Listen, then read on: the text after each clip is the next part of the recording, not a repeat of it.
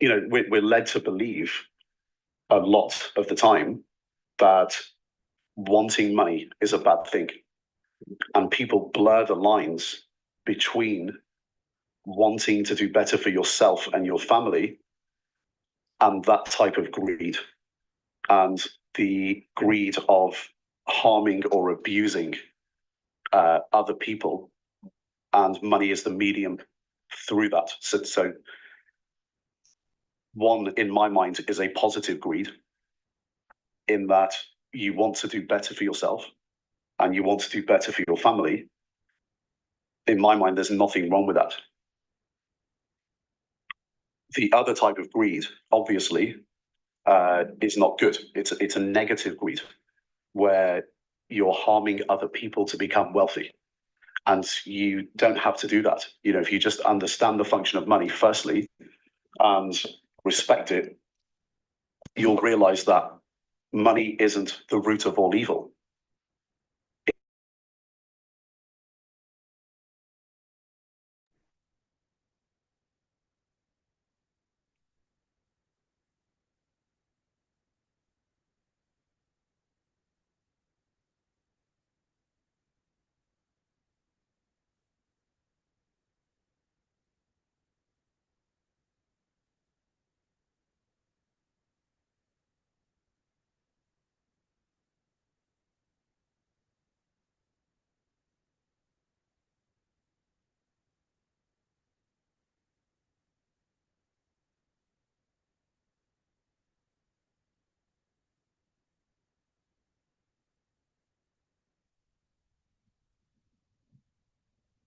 Therapy has always been such a scary idea to me because I simply did not know where to get started.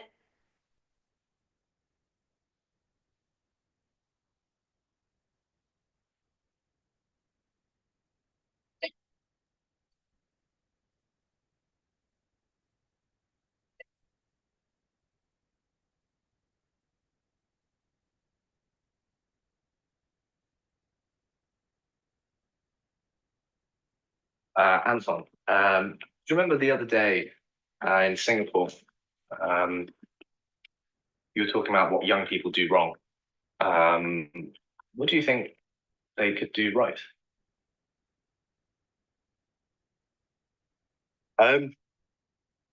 It comes down to a number of things, and they are all connected.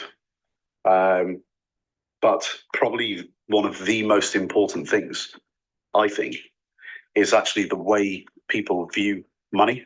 Right. And the way there's two main problems with most people in the way that they view money. The first major problem that I've picked up on over the years is people not really understanding the function of money, why it exists. And if you don't understand why money exists and its real function, you tend to have no respect for it. And the second thing is actually to do with emotion towards money. So having some sort of emotional barrier towards money itself.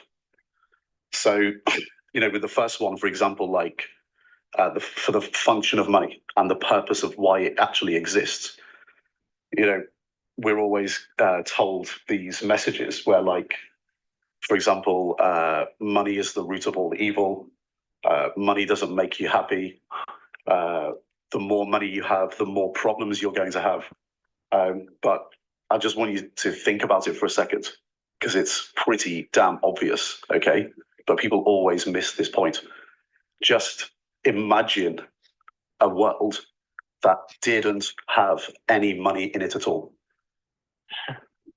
Money obviously has a function. And, in your own time, you can go and look at this online, because it's pretty well known amongst people who understand the function of money. So look up the double coincidence of wants. The double coincidence of wants is really important to understanding the function of money. Because without money, we essentially live in a barter economy. And everything that we're used to consuming in the world now has come about because of the function of money. And it makes society work. It's something that if you understand why it exists, to solve the need of the double coincidence of wants, you respect it more. And people don't get this. So look up the double coincidence of wants and look up the alternatives. So the barter economy, that's the alternative. And we're led to believe a lot of the time that wanting money is a bad thing, and people blur the lines between wanting to do better for yourself and your family and that type of greed, and the greed of harming or abusing other people, and money is the medium through that. So one, in my mind, is a positive greed, in that you want to do better for yourself and you want to do better for your family. In my mind, there's nothing wrong with that. The other type of greed, obviously, is not good. It's a negative greed, where you're harming other people to become wealthy. And you don't have to do that. If you just understand the function of money, firstly, and respect it, you'll realize that money isn't the root of all evil. It's greed that's the root of all evil, in a negative sense, when you're harming other people. Money has a function, and there's a positive greed. So again, imagine your life or the world without money in it. Everything that you consume, everything that you experience these days is a function of the monetary system that's built up over hundreds of years. And we've come from the barter economy to be where we are today. Without it, society literally would not function. So understand it and respect it. That's the first thing. And understand the difference between positive and negative greed, and do the right things. And what you've also got to understand as well is money itself. In enterprise, for example, there's only two inputs to enterprise: capital and labor. And what you've got to understand is that money itself is a commodity, and labor is a commodity as well, and they both have prices. So capital has a price and labor has a price. So for capital, the price is interest, and for labor, it's the price that labor is willing to work for. So there's a labor market. And in any enterprise, there's just two inputs: capital and labor. And capital markets are absolutely necessary. Society would not function without capital markets, because capital is a commodity and has a price, and it needs to be transacted. And it allocates resources as optimally as possible, because there's demand and supply for capital and demand and supply for labor. And when labor wants too much of the share of enterprise and capital gets too less, capital leaves. It goes away. And that's not good for labor long term. So when you understand the function of money and capital markets, you understand that it's absolutely necessary for them to exist. Because in all circumstances in history, when capital has been locked out of the market and left, there's been widespread depression. Yeah. Money makes society work. And the small problem is that, these days, it's very popular to have this view of the world, this view of money, that the system is broken and doesn't work. Well, it does, because there is no better alternative. It's not perfect, but there's no better alternative. And just because, for example, someone was born with no capital, doesn't mean the system is wrong or unfair. They just need to understand the role of money and understand its function. So all of these messages that we get about money, so money is the root of all evil. Let's go. No, it's not. Greed is. Money. Hey, and we can stop right there. Welcome to Coffee and Crypto. This is episode number 238. I am your host, Vincent Owens, with the most. I'm gonna plug in my mic. Hopefully y'all can hear me. Let me make sure we're good. Can you all hear me? Drop some coffee if we're still good, if you can still hear my voice right now. Just want to make sure as I plugged in my microphone that you all can still hear me. I see those coffees coming in right now. YouTube, light me up if you can hear me real quick. Go ahead and give me some coffees. Shout out to everybody, man. Our YouTube channel is growing. Our Discord group is growing. Our community is growing. The initiatives, the impact, the lives we touch, and last but certainly not least, our crypto portfolios are all growing. Shout out to everybody that has taken the time to click the link today. And I ask that you just do me one favor and share this out to somebody that you like, love, or respect. If you have a group, that you would like to invite in here, please send this out to them. Okay, this is a very, very, very pivotal moment in history that we are living through. And I'm really excited, y'all. I have an announcement. Okay, and I'm gonna go ahead and drop it right now. But I have an announcement. Next week, we will have a brief segment interview on a cause that I'm 100% behind. And I need everybody that tunes into this show and, and that participates. If you're buying crypto, I want you to also ask yourself this season, how are you giving back? I believe that one of the most important ways for us to receive is to first give. And in this holiday season, there are a lot of families and there's a lot of kids out there. I don't know if y'all knew, but child homelessness is a real thing. Children without a home, children that are homeless, children on the side of the street, in major cities, in minor cities. This is a major issue, right? And one of the things that I know that is keeping kids in the streets is literacy. I don't know if y'all know. Okay, I don't know if y'all know, but right here in Atlanta, a lot of you all drive through Atlanta and you see these boys, they call it the water boys. All right. A lot of these boys come from hood. They come from the hood.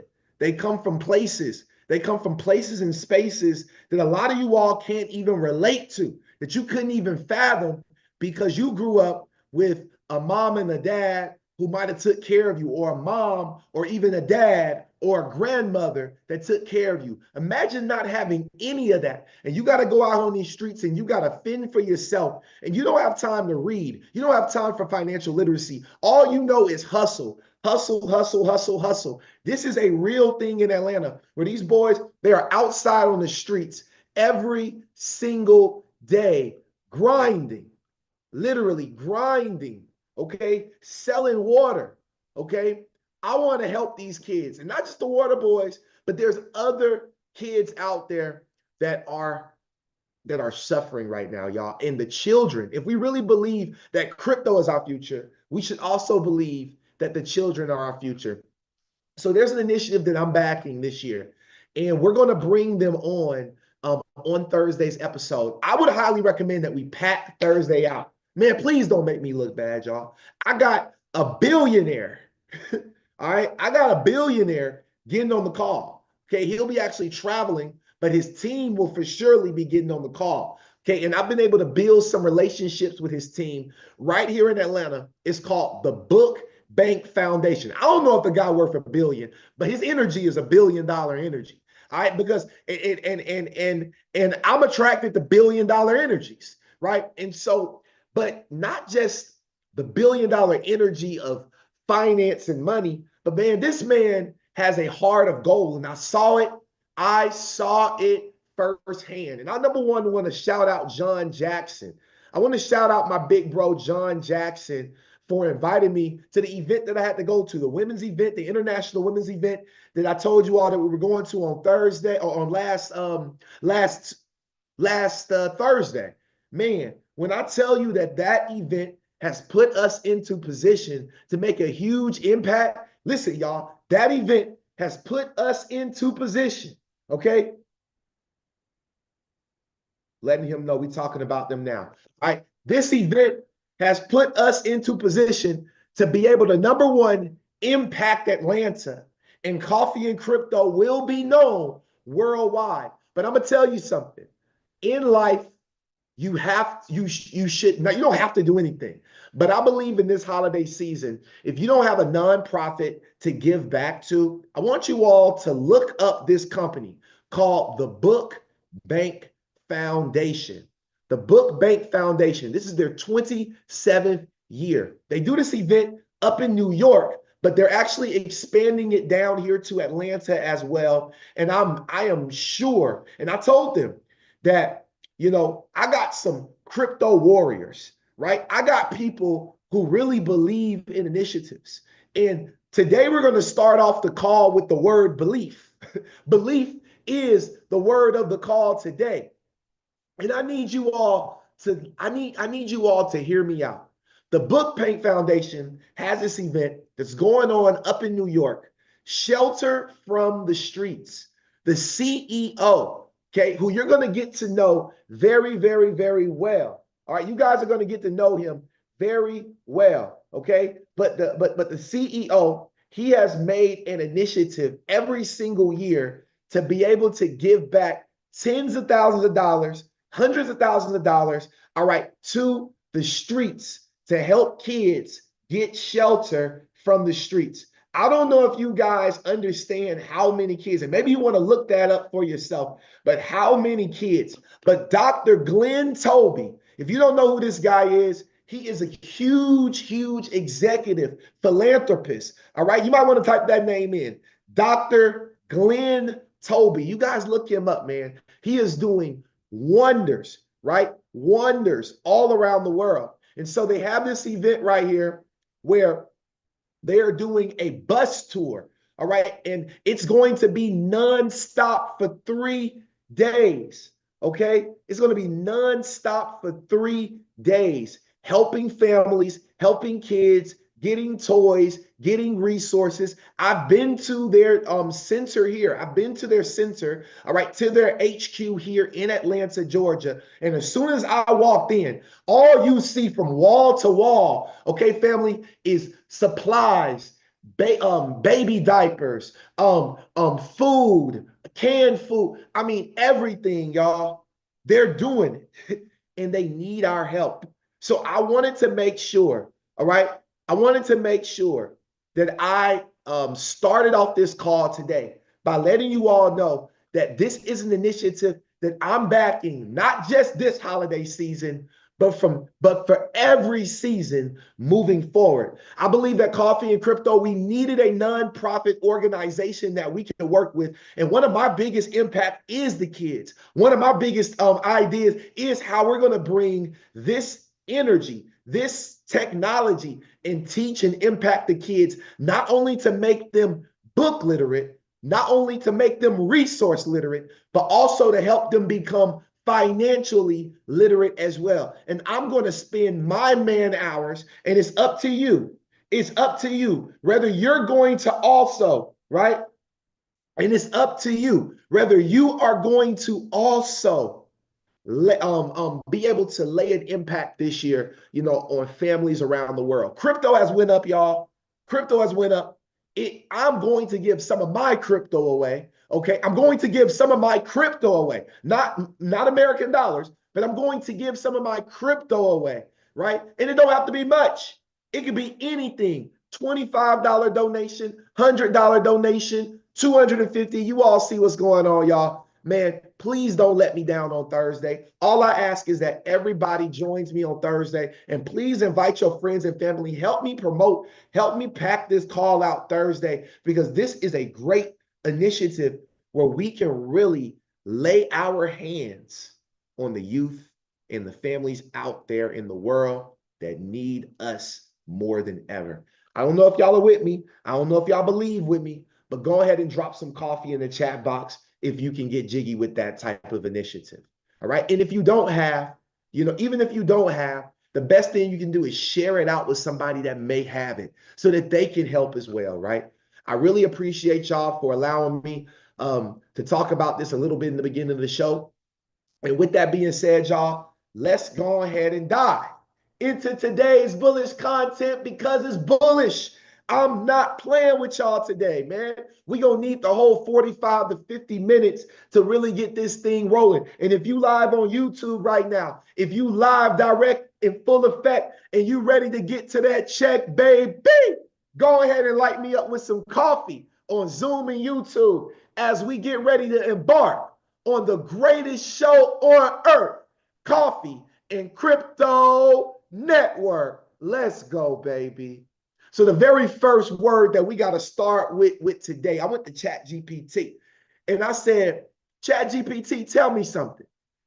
How is belief built? Ain't that important? ChatGPT, how is belief built? Well, number one, belief is built from exposure to information. It is built from exposure to information.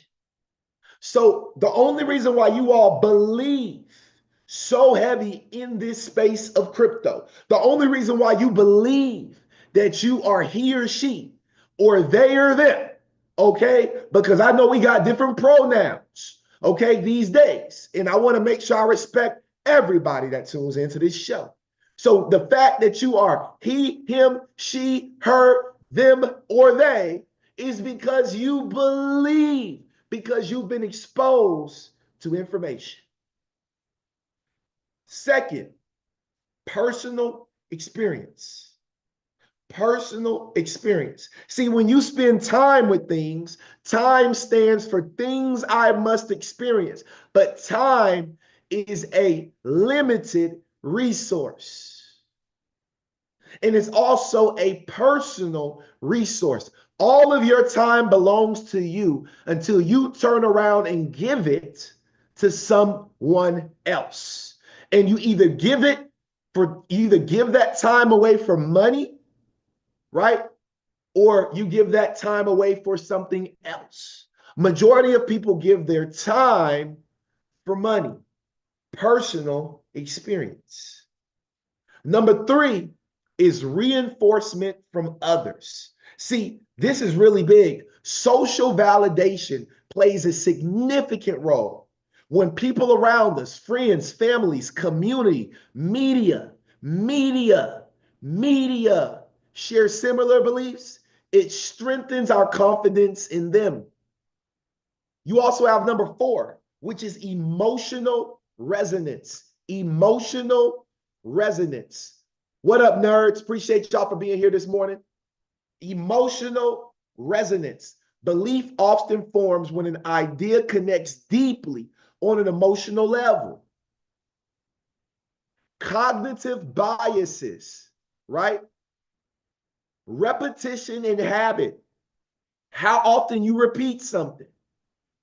Because when you repeat something over and over, it becomes a habit. I bought more H-bar this morning. I bought more. I don't care if it was $90 worth. It don't got to be a whole lot, but I still bought more H-bar this morning. Some people bought more XRP this morning. It's what your belief is in. I'm highly believe in H-bar. I got to turn my H-bar holdings into what some people's Bitcoin or XRP holdings look like. That's what I got to do for myself. This is my moment. So every time I get some money, it has to go into what I believe for it to become a habit. Authority and credibility, reflection and internal processing. Family, this is how belief is built. And I want to show you how the belief in this cell phone right here was built over the years. Pay attention to Michael Saylor talking about Apple stock in 2012. Remember, This guy has had the golden thumb for a very long time. Any tech that he said is going to the moon has went to the moon. Apple went to the moon. Bitcoin went to the moon. And I told you all, he's going to make a public apology to the XRP community very soon. Watch and learn. There's not an 8-year-old on the planet that doesn't want an iPhone 5, right? Who wants to wait 42 seconds to watch something download instead of 2 seconds? Wow. Nobody, right? You don't have. Hold on, I got to run that back because he said something, and this is why I said he's going to apologize to the XRP community. Listen to what he said, because Bitcoin is slower, it's less energy effective than XRP. Pay attention what he said about the Apple phone. 8-year-old on the planet that doesn't want an iPhone 5, right? Who wants to wait 42 seconds to watch something download instead of 2 seconds? Nobody, right? You don't have to be a genius to run an Apple computer. You just have to every year make the product a bit lighter, a bit more elegant, make it a better radio, make it a better battery. And then I sat with, one of the 10 richest guys in the world for dinner 5 nights ago, and we had dinner for 4 hours, and he did half the talking, I did half the talking, and he's much more successful than I am. I understand that, by the way. As I said, sometimes you got to do other things than just have opinions to make money, all right? There's a lot of execution involved in the rest, but I have opinions. So he said to me, Apple computer, can these guys hold their prices? Aren't they going to follow the model of the PC industry? Aren't their prices going to taper down? Their 40% margins going to become 30 and 35 and 20? And it's another example of people doesn't know enough to hurt themselves, right? If you go to France, and this is the benefit of seeing enough, you go to France, you see Bernardo Hinault runs a company, LVMH. They're selling handbags for $4,000, $3,000, $2,500 each. This is a device that women view as fashion, and it's 10,000 years old. And for 10,000 years, no, the prices are not lower after 10,000 years. If you actually... Wow. The prices are not lower after 10,000 years. So understand something, y'all. Michael Saylor talked about Apple stock in 2012. 12 years later, come on, Apple's one of the biggest companies in the world by market cap. Bitcoin is going to flip it. The crypto industry is coming. We are coming. Okay? Now, I'm going to play this quick clip right here. It says, as cryptocurrencies make their rise in the back end of the financial world and companies have a need to show them on their balance sheets, after December 15, 2024, will we see companies holding XRP, XLM, XDC, Bitcoin, and how much they hold? A real appetite of bullishness may appear. You will notice a loosening of government shackles or a deregulation freeing up movements, which releases frictions in the system. Family, this is it. Do y'all remember the movie, This Is It by Michael Jackson? Well, God damn it, this is it. The train is about to leave the station, and it's up to you whether you are on the train. You have time to get on the caboose, but the caboose is almost gone. After this train leaves, it's over with. Generational wealth for you will not happen in this lifetime because it does not happen in the stock market. You cannot create generational wealth in the stock market no more. You can't. You can't create generational wealth in the commodities market no more. You just can't. Generational wealth comes every once blue moon, and it happened in this generation. And either you're going to get it or you're going to miss it. Listen up. As regulatory shackles disappear. Of course, we always have to think about safety first and foremost, but I think, as you said, Sam, the chokehold that regulations had on all kinds of innovation was especially true in this space, so to speak. Absolutely. And I think the grand goal, right? Mars is a grand goal, Doge, both grand goals. And Elon, even tweeted, right? Even if we fail at creating a Mars colony that can grow without support from Earth, it's absurdly ambitious, and the nature will result in the creation of alien level technology that is crushingly better than competitors. Uh-oh.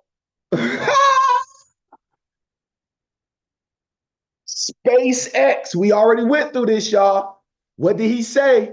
Look, I said it before him, but what did he say? Maybe y'all don't listen to me, right? Most people don't listen to VO.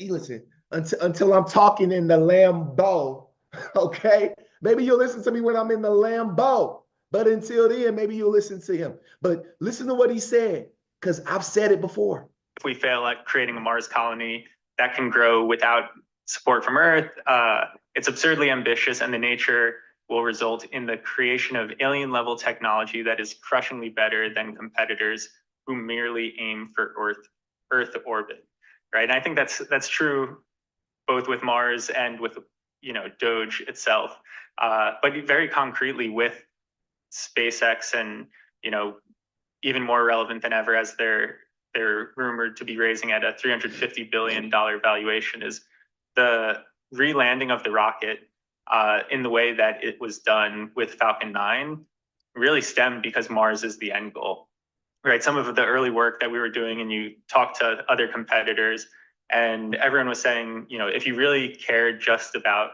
Earth, you would do maybe a parachute and catch it, because that would allow you to have greater payload. You don't want to waste fuel for landing, but you need to be able to land and do a propulsive landing if you want to land on Mars and then be able to come back. So really, this guiding light of Mars has put us on this trajectory and brought us to a potential Starship coming in at just hundreds of dollars per kilogram to lower Earth orbit.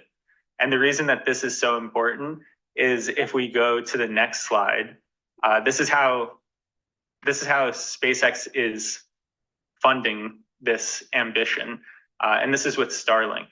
And so this chart, I think, is extremely interesting, but I'll walk through it because it's a little complicated here. And so this is the satellite bandwidth cost decline. And so on the y-axis, we have dollars per gigabit per second in orbit. And you can see this is a pretty dramatic cost decline. And so what is 1 gigabit per second? You can think of this as essentially enough bandwidth to accommodate 200 people. And so if you get this down to close to $100, then all of a sudden it becomes almost trivial, the cost to launch the rocket, to manufacture the satellite, to get it in orbit, to provide satellite internet to the world. Wow. To the world and the worlds. Now, before we dive deeper, family, remember, we do have blood in the streets right now. We do have blood in the streets right now. Everything is on sale. Y'all thought Black Friday come one time a year. No, no, no. It comes multiple times a year. And this is a great time for you to potentially get in some of these assets. Remember, this is not financial advice, but this is great time for you to potentially get in some of these assets. Because why? Because, if XRP is down 11%, if Doge is down 10%, Cardano's 11%, Shiba's 12%, Stellar's 12%, HBAR's 8%. If we are down on some of these very, very important assets, then, you are getting ready for what we call the Santa run, right? See, if instead of buying Christmas gifts right now, you would be buying crypto, okay? Because Christmas gifts, your kids are going to break it. Christmas gifts, they're going to outgrow those clothes. Okay? Be smarter this Christmas. Damn a cry. Cry. If I had kids, cry. Cry, cry, cry. I'm the Grinch. Cry, because you won't be crying. You will not be crying when we flying high in that private jet in the next couple of years. But cry this year, baby. Oh, it's going to be a lot of crying kids dealing with Vincent Owens. You best to believe that. But not the book, not the book bank. We're gonna make sure we still invest. We're gonna make sure we still give to the kids. But I ain't buying no Christmas gift this year. I'm the Grinch this year. Uncle Vince is the Grinch. All right. That's straight up. Straight up. Sorry. I ain't got it this year. Now let's move on to the next topic before I lose engagement, because I know how sensitive y'all are about your Christmas. I know some of y'all real sensitive about Christmas and you know all these pagan holidays anyway. All right, but check this out. Linda P. Jones said RIP to legacy media. 60 Minutes just showed their true selves. Not journalists, not fair and balanced, but biased spin doctors who were given a narrative by their puppet masters. 60 Minutes was mostly concerned with explaining how Trump could have won the election by trying to make it sound like unscrupulous actors with deep pockets bought it. Brad Garlinghouse did a masterful job explaining both Democratic and Republican benefited from donations, and it was the self-educated, voting public who rejected candidates that did not reflect their best interests. 60 Minutes still doesn't understand voters are tired of social and political narratives that are trying to meld America into something other than what makes it exceptional and don't reflect the majority of Americans' people's values. Let's keep going. 60 Minutes could have educated us and presented the true news that a judge ruled XRP was found in and of itself not to be a security. Instead, 60 Minutes found a forked tongue SEC spokesman to accuse crypto of being accused for criminal activity when the true currency of the vast majority of crime is cash. They did not educate the public that XRP is an important new technology that can save users time and money and eventually replace a banking system that have printed 40% of all US dollars since 2020, which has Rosie Rios' name right on it, enabling inflation and the erosion of our purchasing power even more. Banks sponsor Legacy TV. Listen to this.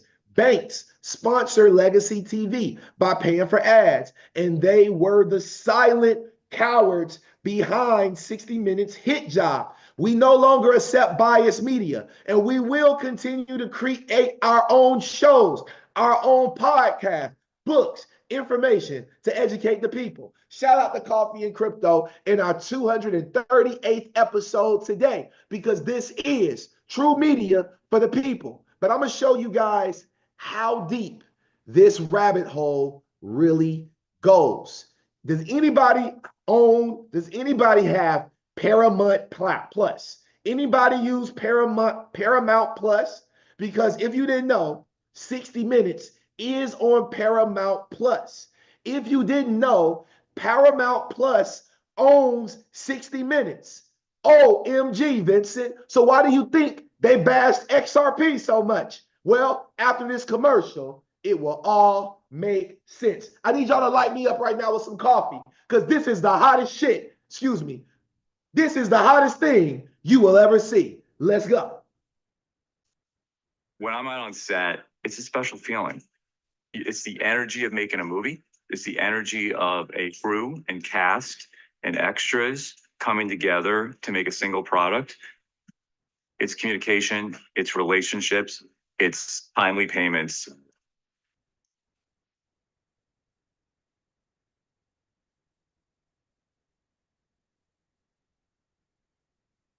Paramount's maybe the most historic studio there is, over 110 years old. We manage between 10 to 15 feature films a year. You can be looking at thousands of crew, cast, and extras working at any given time. As a global studio, we are making payments in all types of currencies. Uh-oh. We're not just paying. Y'all see what's on? JP Morgan.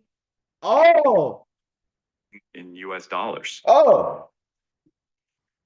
Any singular payment can make or break our production. We pay for equipment, for things like costumes, set dressing, wardrobe, props. The biggest challenge that we face making payments around the world is having them happen quickly and accurately. To have to slow down and troubleshoot is time that we don't have. That's why we have JP Morgan Access. Payments can be loaded up and paid within a day, and approvals can be handled across multiple countries. Our vendors expect us to be able to make payments in the most innovative ways. JP Morgan Payments makes payments seamless for us so that we can focus on what we do best. Trust is the most important asset we could possess. Without it, we wouldn't be able to make the quality movies that I believe we make. JP Morgan Payments have made our job in our studio and for our filmmakers considerably more effective. It is a fast, reliable, and efficient platform to make payments globally. Uh-oh. I think TJ Every Patterson on top of it. picture, every set of dailies we watch, to me, is magical. Wow. I was flabbergasted when I saw that, y'all. Do y'all know that this was a promo ad from JP Morgan's website on how Paramount, who owns 60 Minutes, streamlines their cross-border payments using JP Morgan payments? So if JP Morgan got their own blockchain, why you think they gonna make Ripple? Why you think they gonna make XRP sound as good as it is? Man. So I went to the JP Morgan's website to further confirm. And right here, they have an article that just came out. It says the race. It's a race, y'all. This ain't even a marathon. This is a race. The race to rewire cross-border payments. As you can see, they got the Swift logo right here. Money needs to keep moving, and the blockchain could be the way to achieve it. This is on JP Morgan's website.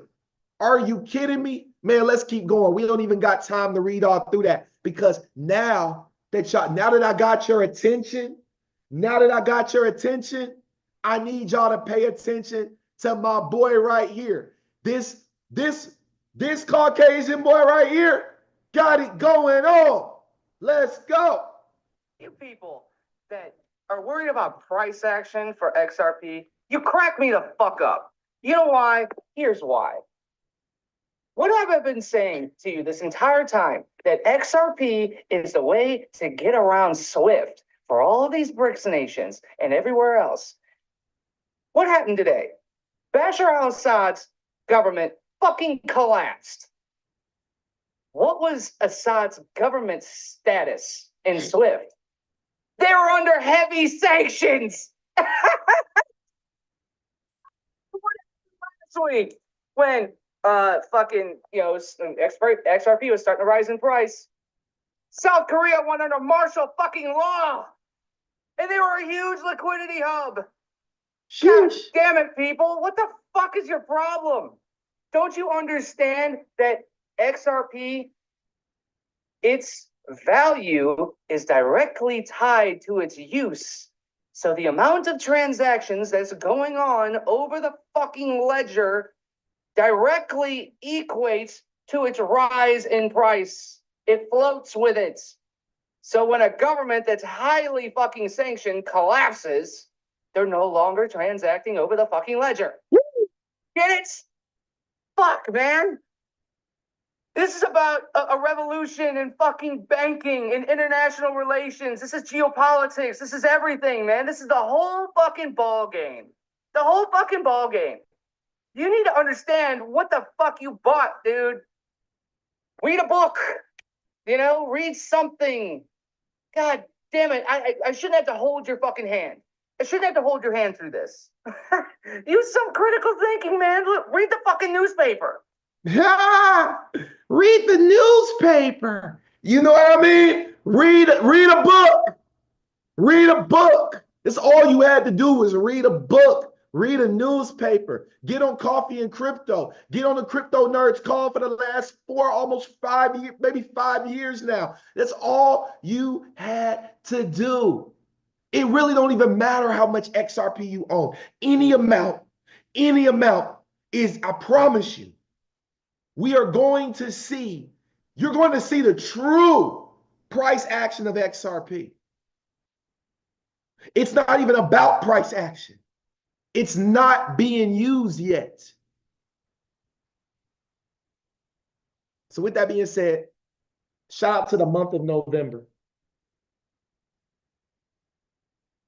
Yes, while everybody's here, shout out to Crypto Shane. While everybody's here, smash that thumbs up button, please. Smash the thumbs up button. If you're on the Zoom, please go over to our YouTube channel. It takes 2 seconds to switch over to YouTube. Smash that thumbs up button, man, because we haven't even finished the show yet. And I know y'all sitting looking at the camera right now like, wow. I know it because I was like, wow. And I'm the host of the show. Now, I want to go through a November 2024 recap of all the key news that happened just in November, right? Stuff that maybe you forgot about. Grayscale launched its XRP Trust, opening a path for accredited investors to gain XRP exposure via traditional financial rails. Let's keep going. 21 Shares submits its XRP ETF filing in the US. Check this out, y'all. The quarterly XRP market report dropped, right? In this market report, okay, Grayscale, they talked about everything. They talked about all the stuff that's happening in the XRP ecosystem. Make sure y'all check that out on Ripple's website. The XRPL Explorer upgrade token search was now live, right? We have rumors of RLUSD dropping this month. Robinhood added XRP for trading on its platform. Robinhood, y'all. By the way, I wouldn't use them. Societe Generale Forge, the digital assets focused subsidiary of French bank Societe Generale, will deploy its euro stablecoin on the XRP ledger. Oh my goodness. We got more, y'all. We got more. Real world asset tokenization adoption, heavy on the XRP ledger, right? So much has happened. Wisdom Tree launched its XRP ETP for the European market. ArchX said that they're going to put $3.8 billion of US liquidity funds on the XRP ledger. $3.8 billion. ArchX said they're going to do it. And the list keeps going on and on. Family, November. What a November to remember. What a November to remember, family. Let's go. Now we're going to hop off of XRP real quick, and we're going to talk about what just happened, right? Publicly traded Marathon buys 11,774 Bitcoin for $1.1 billion. So if they're buying $1.1 billion worth of Bitcoin and Bitcoin's at $100,000 roughly, so while everybody else is complaining and saying, oh, it's too high, I can't afford it, it's too high, they're still buying billions of dollars worth of it at all-time highs. That should tell you where the price of Bitcoin is going. That should tell you where the price of this whole space is going. They not afraid because you got to remember, scared money don't make no money. And now that the United States is open to this idea, I think it would be impossible to suggest that other countries are not going to do the same thing. And I'm sitting here today in December of 2024. I'll make a prediction here that by this time next year, the Chinese will be back in the Bitcoin game. They're probably going to add it to their reserve assets, and they're going to probably allow for people to mine it legally. I mean, it's ironic 10% of the mining is still happening in China, despite the fact that the Chinese Communist Party has disallowed it. But you're going to see this opening. It's almost like a match sailing race. You're not going to be in a position in the world in developing economies where the US is moving towards Bitcoin and you're not moving towards Bitcoin. Sheesh. And now that y'all hear that? Every company is going to have Bitcoin in their treasury reserves. I need y'all to also try to figure out what other assets they will hold in their treasury reserves. Those are the assets that you want to hold in your treasury reserve. Remember, you are a business. You are a business. Okay. We still got plenty of time, y'all. We still got plenty of time. Now, understand that blockchain is not replacing the existing financial system, but it's just enhancing it, right? It's enhancing it, okay? The CEO of Stellar Lumens has once again sat in front of Congress to talk about the future of stable coins, of XLM, of blockchain, and of the dollar. Pay attention. When it comes to encouragement to leverage blockchain and crypto where they work best, this committee has led the way. Both members and staff of this committee have long been working hard to understand the benefits of this technology and pushing to ensure that the United States not only realizes the opportunity these innovations offer, but leads the way on the global stage. We know that blockchain-powered innovation is not about replacing the existing financial system. It's about enhancing it. It's about using the right tool for the job and creating an interoperable and accessible global financial system. Digital wallets and stablecoins built on blockchain networks, combined with crypto to cash on and off ramps on Stellar across more than 180 countries and 475,000 locations, deliver exactly that, a better financial system for everyone. The use cases happening right now show the actual power of combining new and traditional technologies to achieve real-world results. From streamlining humanitarian aid disbursements globally to facilitating secure, cashless payments to workers in the global south, to reducing barriers to Americans to access tokenized financial products. This technology is improving access, removing barriers, streamlining the movement of money, providing new product opportunities for traditional finance, and saving millions of dollars for financial institutions and organizations that are embracing it. The strength and growth of the US dollar is also something that this tool set has already enabled. Stablecoins, which have been a big focus for this committee, have become an incredible tool for enhancing payments across the globe. Indeed, it is the US dollar-backed stablecoins that are in the highest demand globally.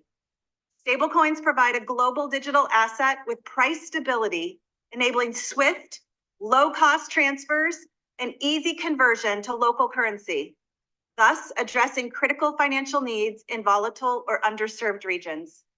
And all of this matters in the US because the stablecoin market has now surpassed 190 billion, and almost 99% are all US dollar denominated stablecoins. In practice, stablecoins are a way for people around the globe to hold and spend digital dollars. That's why the US must lead the stablecoin state and not watch from the sidelines. In that spirit, Chairman McHenry seamlessly built upon the foundation that Ranking Member Waters established last Congress and has collaborated across the aisle and the industry to get legislation in place for innovators to take advantage of the digital asset opportunity. We praise Chairman McHenry Ranking Member Waters, and this committee for working to create a more defined regulatory framework for crypto and blockchain, supporting legislation that would provide regulatory clarity. So we'll end it there. So, can y'all still hear me? Want to make sure we're good. Want to make sure we're good. We still locked in? Make sure. All right, cool. Is that bullish or what? We sit in front of Congress talking about this for years, and now it's finally happening. Now, I know one of the biggest things that you all are worried about, and this right here is from the CEO of Hedera, okay, and an executive from Google who's on their board of advisors, their governing council. I want to take us out with this video right here. Extremely, extremely important. I know a lot of people are worried about protection of their assets. All right. Well, listen to what the CEO of Hedera Hashgraph has to say about your security moving forward. Right. Okay. So, I mean, obviously, you and I, as founders of Hedera, have an interest in ensuring that Hedera is secure. So Hedera uses cryptography, obviously. Yes. Is Hedera secure against quantum computers? All right. So we're in really good shape. So here's where we are in Hedera. We use 4 cryptographic primitives. We use hashes in the hash map, in the hash. Okay, so we have the hash graph that has hashes in it, and we have the history of everything that's ever happened that's tied together with hashes, sort of like a blockchain. Now, y'all ain't gonna know what the hell he's talking about, okay? This is alien information. A lot of y'all sitting here with this face right here. You see my boy face right here? Look, y'all just hash. All right. Just understand that they know what's going on. All you gotta do is just invest. You don't know everything about your Apple phone, but if you had bought the stock, you'd be up right now. Come on now. So we have hashes all through the system. And we use SHA-384, not 256. Why do we use the extra bits? It's so that we're CNSA compliant, which is, the government requires that for top secret information. And why does it require it? Because it is, we believe, secure against giant quantum computers. So the belief is, even if you took, all the atoms on Earth and turned them into giant quantum computers, you would not be able to break SHA-384. SHA-384 is thought to be secure against quantum computers forever. That's pretty good news. And we use SHA-384. Most blockchains use SHA-256. Okay, so what's the number one blockchain that uses SHA, SHA-256? We know which one, y'all. Bitcoin. Uh-oh. Listen to what he have to say. Theoretically, quantum computers could break it, so they'll someday have to go to 384. Although, to be honest, I think 256 is secure enough. To use 384, you have to have a lot of qubits, and I think it's going to be hard. Oh, I said qubits. I never talked about logical qubits. So qubits are really bad. They make errors. And so what you can do is take a whole bunch of them and apply error correction to simulate one shiny qubit that doesn't have any errors. And so I take a whole bunch of my real qubits and they simulate one good qubit, error-corrected qubit, a logical qubit. And I take another big bunch of them and they simulate my second logical qubit. And I just keep going with all these logical qubits. And so in order to build truly big, useful quantum computers that are a threat to cryptography, you're going to have error correction. So you're going to have a circuit with low enough error to begin with, and then lots of extra qubits that we can combine into groups to make these pretend logical qubits. Okay. So Hedera has hashes. Hedera has hashes, and our hashes are secure. 384, SHA-384. Yep. Really secure. We also do, we have symmetric encryption that we can do, which is AES. We use that over the wires. And AES 256 is believed to also be post-quantum. People say, oh no, quantum computers can break all cryptography. No, the most common crypto system is AES, and it can't break that. And no one thinks it'll ever be able to break it. This is, you can always discover new math tomorrow, but right now the whole world thinks that AES 256 is totally secure against quantum computers. This is the current understanding, and it's been around a long time. And people looked at it a lot. So we don't use that for very much, but you could use that. We do TLS connections between our computers. So the information sit between them is encrypted. Honestly, the whole system would be secure even if we didn't do that, but it just kind of makes sense to encrypt things when you can. And so we use AES to encrypt. But we have to do a key agreement at the beginning when we first start the connection. And that is TLS. It uses things that quantum computers can break. So someday people will have post-quantum TLS that is secure against quantum computers. And we know how to do it. It's not all that inconvenient. There's lots of demos that have been done. And at some point it will come out as a standard and we'll switch to that for our TLS connections, which don't really matter anyway. No, it's not like we're encrypting information that has to stay secret for decades. And that 10 years from now, somebody might, today they might record it and then 10 years from now break it. That Exactly. Zatrick hit it right on the head. So pay attention, y'all, right? Pay attention, y'all. So Google, right? Google, where is it at? I know I had it. I know I had it up here. I don't know where it's at no more. Maybe I forgot to pull it up. Google, I'm gonna repeat what Zatrick said. Google just said they're working on a chip called Willow that will reduce errors with qubits, which is what he's talking about right now. Do y'all know that Google is on the board of Hedera? They're on the board for H-bar. Woo! What? Are you kidding me? Man, most of us don't even know what this man talking about. So I'm gonna stop the video right there. Listen, if you are in my Discord group, I just dropped the full video. My mom did ask for the video. So go over to our general chat right now in Discord, and you can go and watch the last 3 minutes of this video, rewatch it so that you can rehear what it is you're investing into. Know what you hold. And if you're not in our Discord group, you can now join for $50 every single month. Whether you want to pay it or not, it don't matter to me. I promise you it don't. It's up regardless. If you want to be a part of this, please feel free to click the link in our bio. Feel free to reach out to me, all right? And you can join us here at Coffee and Crypto Network as we embark, okay?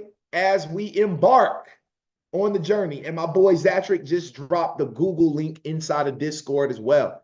Now, we're not going nowhere. Going to raise those hands up. I got 3 to 4 minutes, and then I have to get to a one-on-one consultation. Yes, we got students every single day here in Atlanta that's booking in-person consultations. I have people all over the US every day that's booking one-on-one consultations. And did you know that you could also do the same thing going into 2025 by working with us here at Coffee and Crypto Network?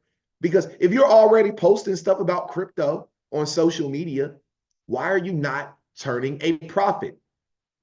Because you got a wage, don't you? Drop a 7 if you earn a wage right now. Does anybody earn a wage? Anybody earn a wage, right? Does anybody earn a wage? I just want to know if anybody earns a wage. Drop a 7 if you earn a wage, okay? And if you ain't making no wages, what is you doing? I know y'all ain't making no profits. So that means you ain't making nothing. So guess what? Like Jim Rohn said, profits are better than wages. Wages make you a living. Profits make you a fortune. I have been fortunate enough for these last 3 years to be able to make profits in my business. I have books. I have master classes. I have boot camps. I have everything that I have Discord groups. I have a private mentorship that we're going to start in 2025. That's going to be extremely high ticket. Okay. We have all of that right now. If you don't have any of that set up in your business right now, you should get with us here at Coffee and Crypto Network, because you can utilize the tools that we have. You can white label the tools that we have, and you can sell them to your audience, and you can earn 70%. You can earn 60%. You can get 50-50. It's different types of splits out there. What you need to do is do not miss this opportunity to lock arms with us, y'all. I'm letting you know right now, this program to become a blockchain strategist with Vincent Owens here at the Coffee and Crypto Network, it is going to $10,000 at the beginning of the year. I'm going to throw the number out there, 10 grand. You're going to need to take a loan out You're going to go sit with a loan officer to pay for my program. And I'm okay if 1 or 2 people do it in the year of 2025. I don't need a whole lot of people running with us. But right now, if you want to be a part of this blockchain strategist program, man, get in your deposit today. Let's get you on a 12-month payment plan. It's a couple of $1,000s right now. My prices are going to $10,000 to work with me directly. And after 10,000, I promise you, it's going to go up from there. Myron Goldenthal. With that being said, if there's anybody that has anything you like, learned, or love from today's episode, feel free to go ahead and raise up those hands. Shout out to all my crypto warriors out there. Shout out to everybody that's taking the time to win for your last name, because that's the most important thing. And with that being said, I'm about to call on my brother Zatrick right now. And before he even says something, I want to say thank you, y'all. I want to say thank you to all of the people that's been a part of our boot camp. We have completed 4 weeks of our boot camp. We have 2 weeks left. We're going to take 2 weeks off, and then we're getting started back with another boot camp in January. So if you didn't join this boot camp, you want to join this one. Go ahead, Zatrick.